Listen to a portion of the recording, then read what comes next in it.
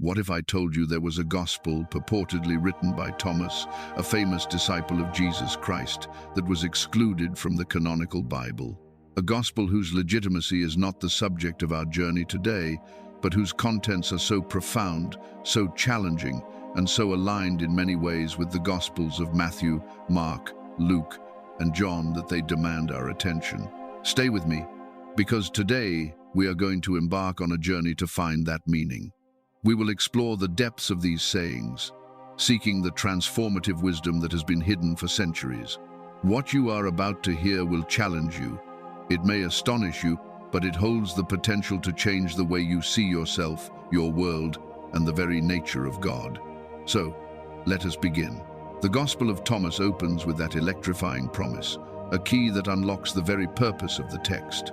These are hidden words, and finding their meaning grants a form of immortality. This is not about cheating physical death. It's about transcending a far more profound kind of death, the spiritual death of living in ignorance, disconnected from the divine truth that animates all of existence. Jesus is throwing down a spiritual gauntlet. He's saying that within these cryptic verses lies the map to an eternal part of yourself, a truth so powerful that it makes the transition of physical death irrelevant. He immediately lays out the path of the seeker, a journey that is anything but comfortable. The one who seeks should not cease seeking until he finds. And when he finds, he will be dismayed. When he is dismayed, he will be astonished, and he will be king over all. This is not a gentle, reassuring path. It is a radical process of deconstruction and rebirth. The journey begins with a relentless hunger for truth, but the first reward for finding it, Jesus warns, is dismay. This is the shattering moment when your most cherished beliefs, your comfortable worldview, and the very identity you've built for yourself begin to crumble. It's the disorientation that comes from realizing that everything you thought you knew was incomplete. It is a necessary spiritual crisis, but from the ashes of that dismay arises astonishment. This is the profound, awe-inspiring moment of true seeing, when a new, far greater reality rushes in to fill the void. It is the dawn of a new consciousness, and from that state of astonishment, one becomes king over all. This is not a kingdom of earthly power, but the ultimate sovereignty, mastery over oneself. It is the liberation that comes from seeing through the illusions of the ego, recognizing your own inherent divinity and standing firm in a strength that is unshakable because it comes from within. Jesus then takes direct aim at the conventional religious signposts of his time and of ours. He challenges the very idea of an external, localized God. If those who lead you say, "Look, the kingdom is in the sky," then the birds of the sky will precede you. If they say, "It is in the sea," then the fishes will precede you. This is a stark warning against placing our faith in leaders who point us outward on an endless search for something that is not where they claim it to be. The truth, he reveals, is both radically immanent and universally present. Rather, the kingdom is inside you and outside of you. The kingdom of God is not a destination to be reached after we die. It is a state of being, a dimension of reality that is available right here, right now. It permeates all of existence, from the furthest star to the deepest ocean, and its gateway is found within the landscape of our own heart. The key to unlocking this kingdom is profound self-knowledge. When you come to know yourselves, then you will be known, and you will realize that you are the children of the living Father. To truly know yourself, beyond your name, your history, your social releases, to discover your divine DNA. It is to recognize that you are not a flawed, separate creature begging for a distant God's attention, but a child of the living Father, inherently connected and infinitely worthy.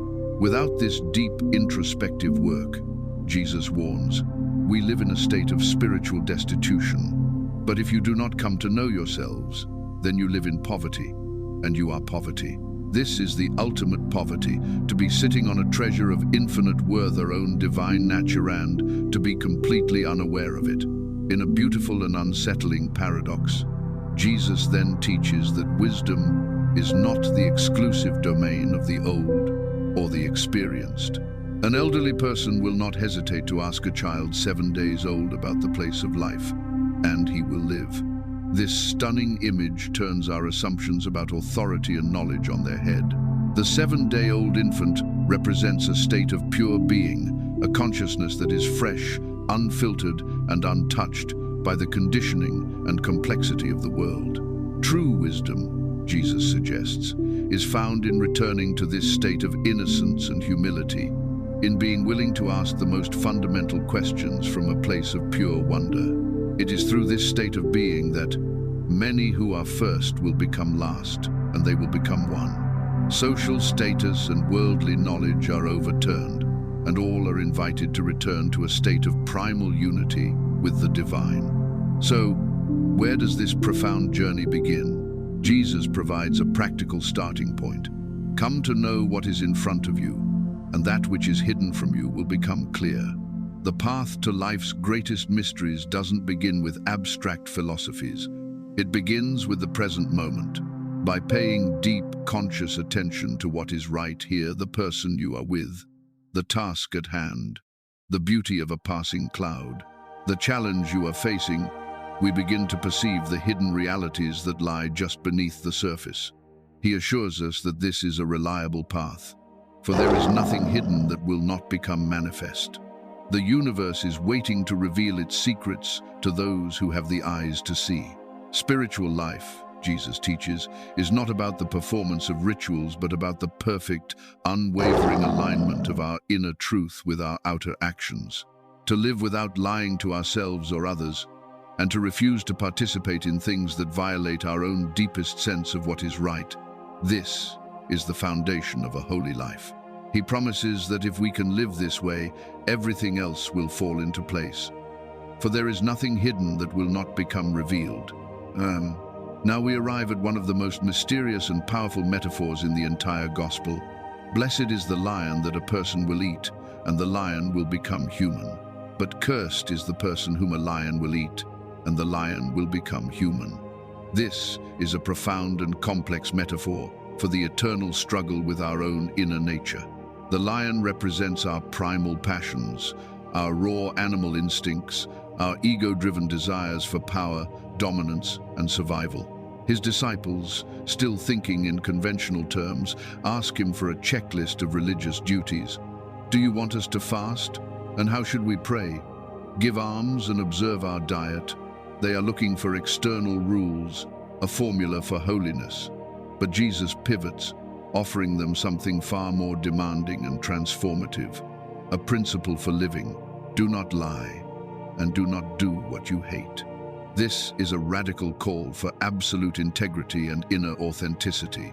In this case, the human is consumed by their own base instincts.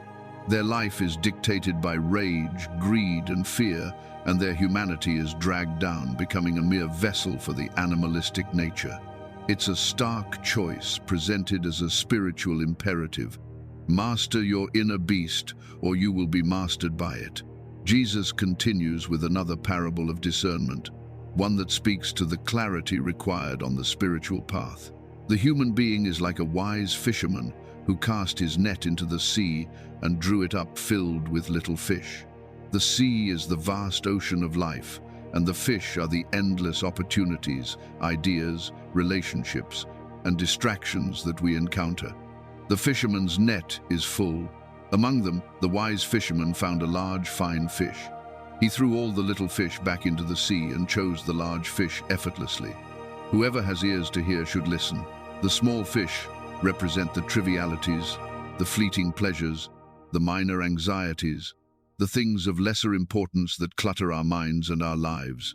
They are abundant but ultimately unfulfilling. The large, fine fish, however, represents the ultimate prize: truth, purpose, a deep connection with God. It is the one thing that is truly valuable. A wise soul, like this wise fisherman, possesses the spiritual discernment to recognize what truly matters. And just as importantly, they have the wisdom and decisiveness to let go of the rest, to release the clutter of the small fish effortlessly, without regret or hesitation, in order to possess the one great treasure. The next passage brings us into the heart of Jesus' most provocative and familiar teachings, presented here with a unique and powerful edge. He begins with the famous parable of the sower. A sower went out, filled his hands with seeds, and scattered them. Some fell on the path, and the birds came and pecked them up.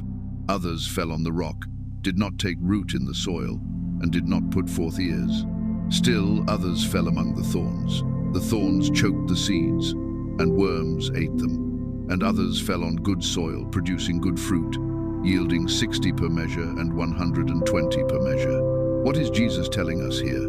The seeds represent divine truth, spiritual insights, the very word of God that is scattered freely and indiscriminately into the world. But the outcome depends entirely on the nature of the ground that receives it.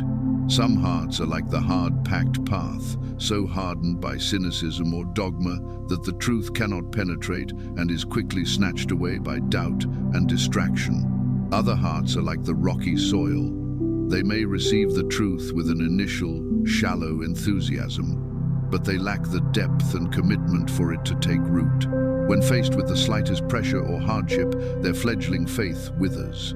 Still, others are like the thorny ground, where the seed of truth begins to grow but is ultimately choked out by the anxieties of the world, the alluring promises of wealth, and the endless desires that compete for our attention and energy.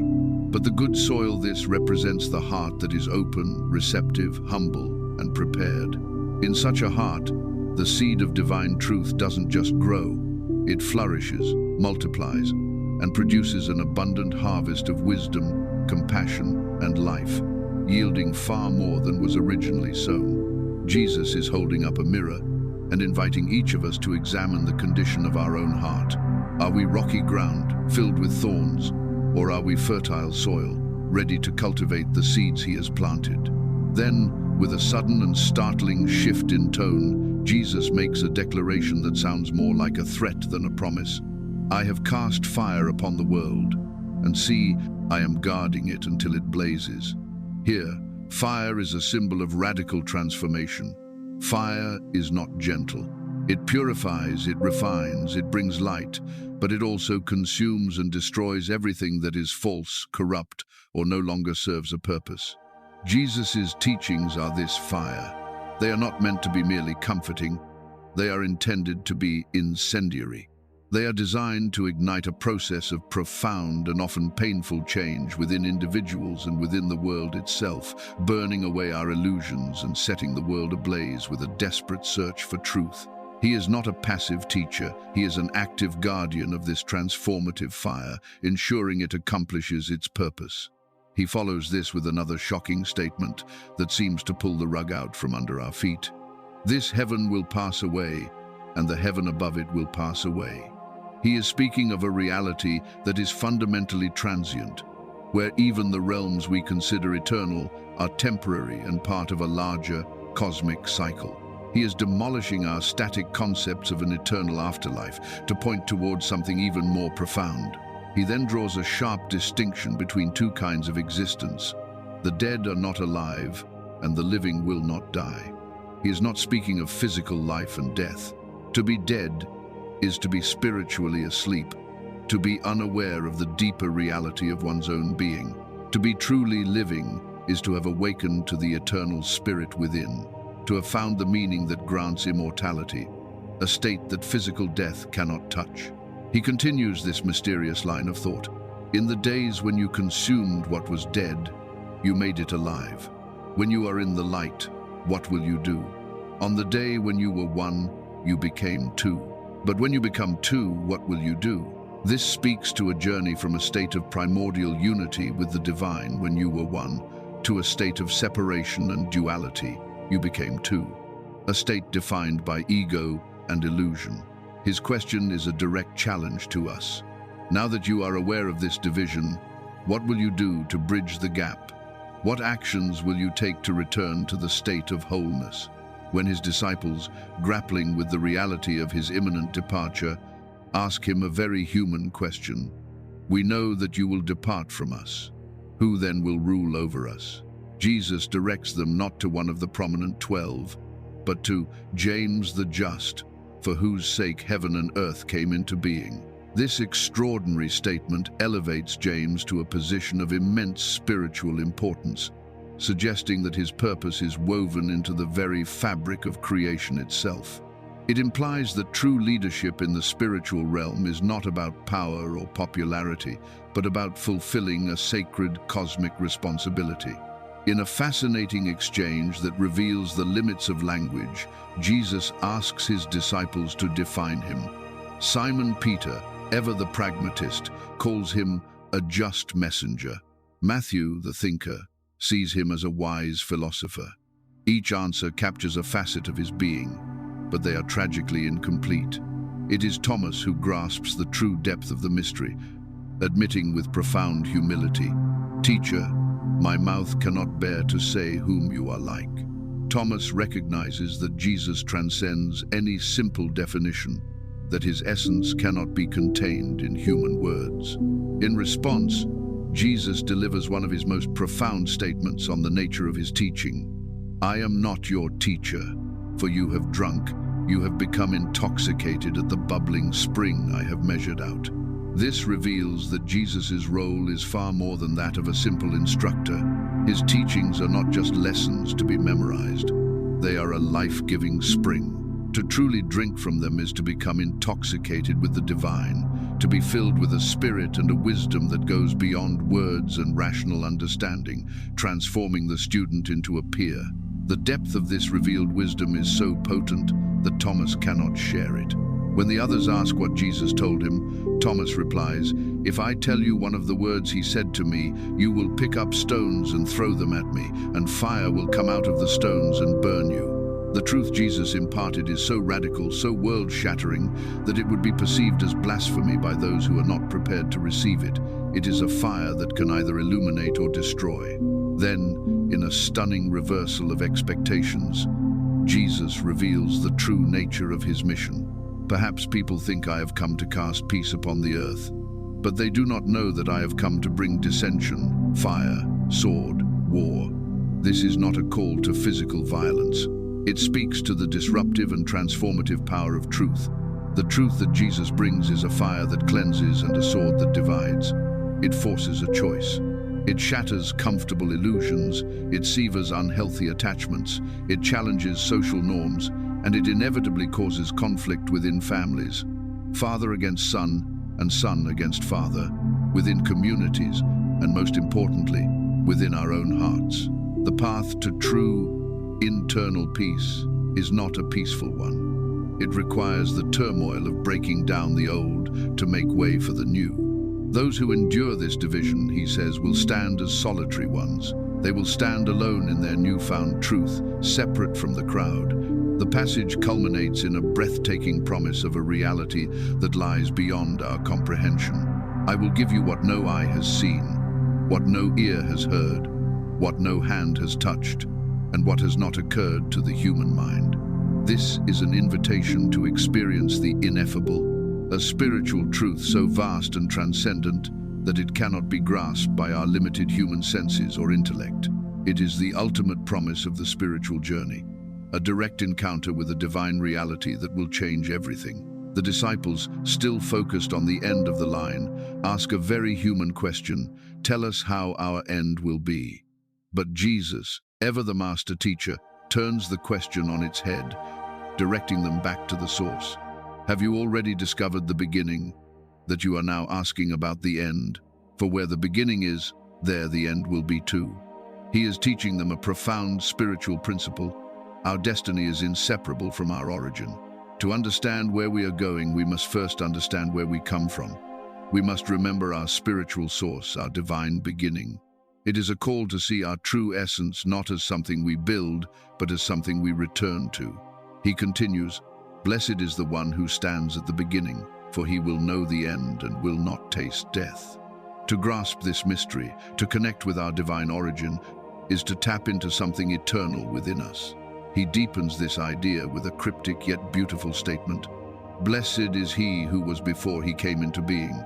This points to our pre-existent, spiritual self, the divine spark that existed before our physical form. To know this eternal part of ourselves is to connect with the 5 trees in paradise that do not change during summer and winter, and their leaves do not fall. These trees symbolize the eternal truths and the unshakable spiritual foundation that resides within us, a foundation that remains constant through all the changing seasons of life. Whoever comes to know them, he promises again, will not taste death. When asked what the kingdom of heaven is like, Jesus offers the familiar parable of the mustard seed. It is like a mustard seed, the smallest of all seeds. But when it falls on cultivated soil, it produces a large branch and becomes shelter for the birds of the sky. This beautiful image teaches us that the most profound spiritual transformations often begin with something that seems small and insignificant. A single moment of insight, a simple act of kindness, a flicker of faith. If planted in a heart that is prepared and nurtured, it can grow into something vast, strong, and life-giving, providing shelter and solace for all. Jesus is telling us that we each carry this tiny seed of the kingdom within us. It is our life's work to cultivate it. Mary then asks a poignant question: "Whom are your disciples like?" Jesus responds with a parable of stewardship. They are like servants entrusted with a field that is not theirs. The field represents our lives and the world itself. We are merely caretakers, not owners. Everything we have are talents, our possessions, our very lives is on loan from the divine. And one day the owners will arrive and we will be called to account for how we have managed it. This leads him to a warning about vigilance. When the master of the house learns that the thief is about to come, he will be on guard and will not let him break into his house. We must be spiritually awake, guarding our inner house against the forces, be they fear, greed, or despair, that would seek to rob us of our peace and our connection to God. Gird your loins with strength, he commands, so that the robbers will not find a way to get to you. In a moment of tenderness, Jesus observes infants being suckled and says, "These little ones are like those who enter the kingdom." When the disciples ask if this means they must become children, he responds with one of the most profound teachings on unity in all of spiritual literature. When you make the two into one, and the inside like the outside, the above like the below, when you make the male and female into a single one, so that the male is not male and the female not female, then you will enter the kingdom. This is a call to transcend all duality. To make the two into one is to integrate all the fragmented parts of ourselves, our inner life and outer life, our higher aspirations and our earthly instincts, our intellect and our intuition, our spirit and our body. It is about healing the divisions within our own psyche and achieving a state of perfect, undivided wholeness. He even says we must make eyes in place of an eye, a hand in place of a hand, meaning we must replace our limited physical perception with a unified spiritual vision. When we reach this state of inner unity and simplicity, we become like those infants, open, trusting, and ready to enter the kingdom. It is from this place of wholeness that Jesus will choose his elect, one from 1,000 and two from 10,000, who will stand as a single one. From this place of wholeness, Jesus offers guidance on how we should relate to one another. Love your brother like your life, he advises. Protect him like the apple of your eye. This is a call for a love that sees no separation, a love that recognizes the shared divine essence in others and cares for them as we would care for our own being. He then speaks the famous words about the splinter in our brother's eye and the beam in our own. This is more than a simple lesson in humility. It's a profound insight into human psychology. Our own unexamined faults, our own blind spots, the beams in our own eyes are what prevent us from seeing others with clarity and compassion. Only when we do the difficult inner work of removing our own beam can we truly be of service to anyone else. He continues with more guidance on living in the world. If you do not abstain from the world, you will not find the kingdom. This is not a call to become a hermit and reject the world, but a call to be free from the world's hold on us. To abstain from the world means to live without clinging to material possessions, social status, or fleeting desires. It's about developing a healthy detachment that allows us to engage with life fully without becoming ensnared by it. In one of the most poignant lines of the Gospel, Jesus expresses a deep sorrow for the human condition. "I stood in the middle of the world, and in flesh I appeared to them. I found all of them drunk, none of them thirsty. And my soul ached for humanity, for they are blind in heart and cannot see." He sees humanity as intoxicated with the trivial distractions and illusions of the world. They are so full of these empty pursuits that they feel no thirst for true wisdom, for genuine connection, for the living water he offers. His soul aches because he sees their spiritual blindness and longs for them to awaken from their stupor and recognize the deeper reality of their own being. He concludes this thought by saying that when they shake off their wine, then they will change their minds. Awakening is possible, but it requires a moment of clarity, a spiritual sobering up. Finally, he delivers a radical call for detachment that often shocks modern readers. "Whoever does not hate his father and mother cannot become my disciple." This is not, of course, a literal command to feel hatred. It is a powerful symbolic statement about priorities. To hate one's family in this context means to be willing to release even the most powerful and cherished worldly attachments if they stand in the way of one's commitment to spiritual truth. To truly follow the path, the kingdom of God must come before all else. It is an invitation to a life of profound courage, unwavering self-awareness, and a deep, abiding connection to the living truth that is already here, waiting to be discovered. As we reach the final sayings of this extraordinary gospel, the teachings become even more potent, challenging the very core of our perceptions about life, worship, and the divine. A woman in the crowd calls out a conventional blessing. "Blessed is the womb that carried you, and the breasts that fed you." She is honoring his physical, earthly origins, a natural human sentiment. But Jesus immediately redirects this sentiment toward a higher, spiritual reality. "Blessed are those who have heard the word of the Father and have truly kept it." He is shifting the focus from biological lineage to spiritual receptivity. True blessedness, he teaches, is not about who you are born from, but about your ability to hear the divine truth and embody it in your life. Jesus offers another sobering teaching on the nature of the world. "Whoever has come to know the world has found a dead body, but whoever has found that body, the world is not worthy of him."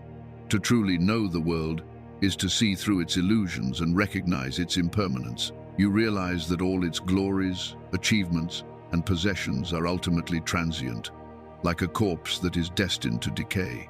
The person who grasps this profound truth, who finds this dead body, has reached a level of spiritual understanding that the world itself cannot comprehend or contain. He continues this theme of spiritual wealth versus worldly power. Whoever has become rich should be king, and the one who has power should renounce it.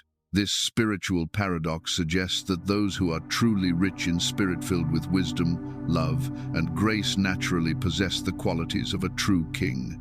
Yet, real spiritual power lies not in wielding control, but in renunciation, in letting go of the need to dominate. He draws a stark line between those who are close to him and those who are far.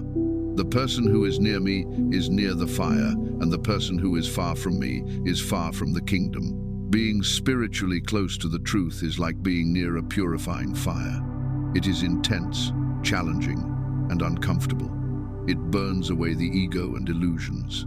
To stay away from this fire is to remain in a state of spiritual comfort, but it comes at the cost of missing the transformative power of the kingdom. He explains that all of creation is filled with a hidden light.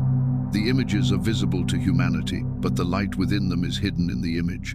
Every person, every object, every situation we encounter contains a spark of the divine. But this light is veiled and requires spiritual perception to be seen.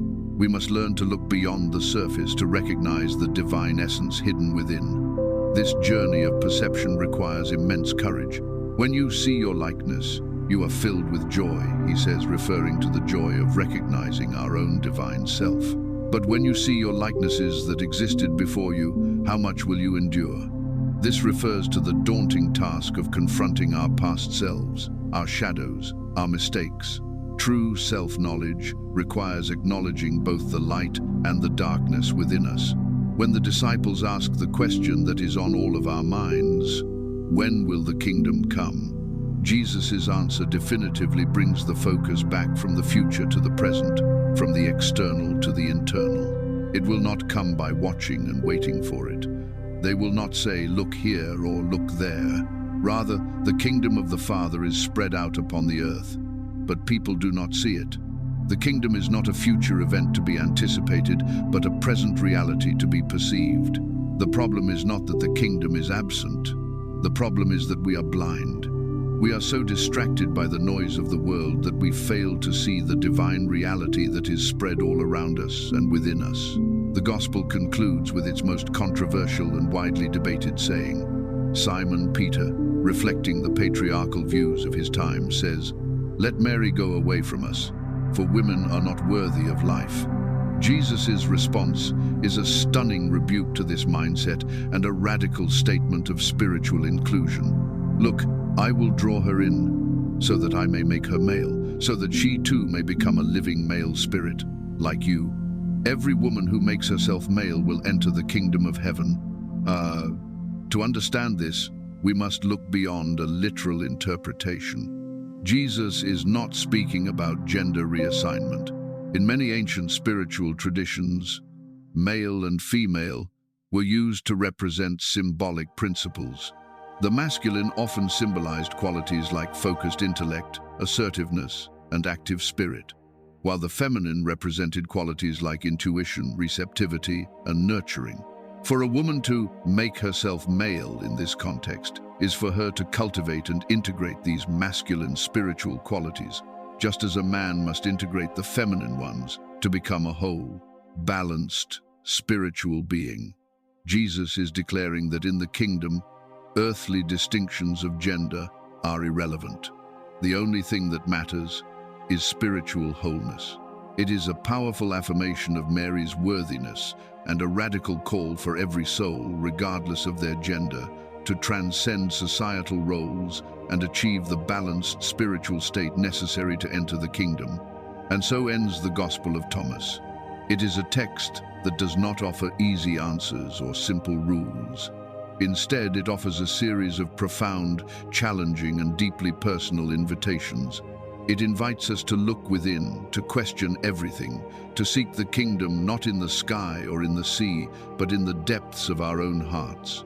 It calls us to a life of authenticity, integrity, and radical self-knowledge.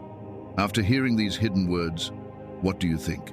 Which of these mysterious sayings resonated most deeply with you? And what do you believe is the most powerful message from this forgotten gospel? Let me know your thoughts in the comments below.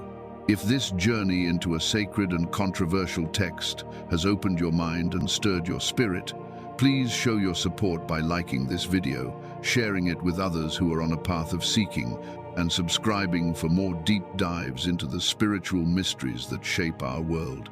Thank you for watching. God bless you.